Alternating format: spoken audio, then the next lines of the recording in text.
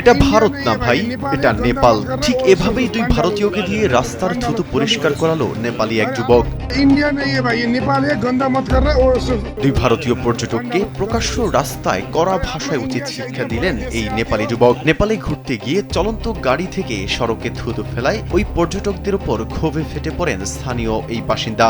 তার প্রতিবাদের মুখে ভারতীয় এই দুই পর্যটক গাড়ি থেকে নেমে নিজের হাতে রাস্তায় ফেলা সেই থুতু পরিষ্কার করতে বাধ্য হয়েছেন।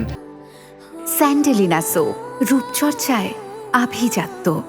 এনডিটিভির প্রতিবেদন অনুযায়ী ভাইরাল হওয়া ভিডিওতে দেখা যায় ওই যুবক পর্যটকদের গাড়ি থামিয়ে বলছেন, এটা ভারত না ভাই, এটা নেপাল, দ্রুত জল ঢেলে পরিষ্কার করো। পর্যটকরা বারবার ক্ষমা চাইলেও নেপালি যুবক সাফ জানিয়ে দেন যে তার দেশে এসে এমন নোংরা আচরণ বরদাস্ত করা হবে না। শেষ পর্যন্ত পর্যটকরা জল ঢেলে সড়কের দাগ পরিষ্কার করেন। সামাজিক যোগাযোগ মাধ্যমে ভিডিওটি ছড়িয়ে পড়ার পর নেটিজেনরা ওই যুবকের সচেতনতার প্রশংসা করেছেন। অনেকে মন্তব্য করেছেন যে বিদেশের মাটিতে ভারতীয়দের এমন কাণ্ডজ্ঞানহীন আচরণ শুধু ব্যক্তির নয়, দেশের ভাবমূর্তিও ক্ষুণ্ণ করে।